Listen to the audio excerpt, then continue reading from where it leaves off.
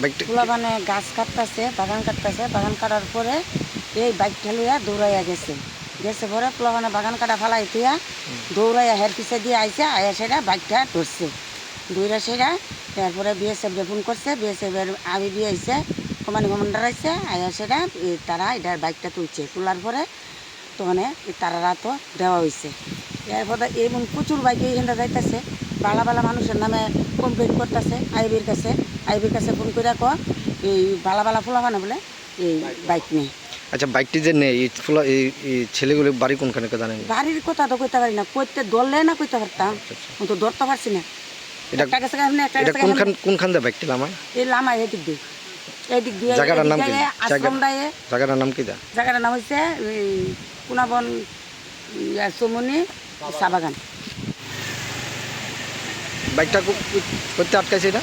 ওই তো নই, এটা কোন জায়গা? এটা হইল আপনার চা বাগান। চা বাগান কুনাবন চা বাগান? কুনাবন চা বাগান। কেডা আটকাইছে এটা? আর তো ছিল আমরা গৌতম ফুলাবানে? ফুলাবান আটকাইছে। আচ্ছা, এটা কোনখানে নিতে চলেছিল বাইকটা? এটা নিয়ে চলেছিল বাংলাদেশ চলেছিল। এটার লগে যে মানুষটি আসলো, মানুষ তো আসলো, তারা মানুষ দৌড়ে গেছে। চিনচিনি ফুলাবান? না না না।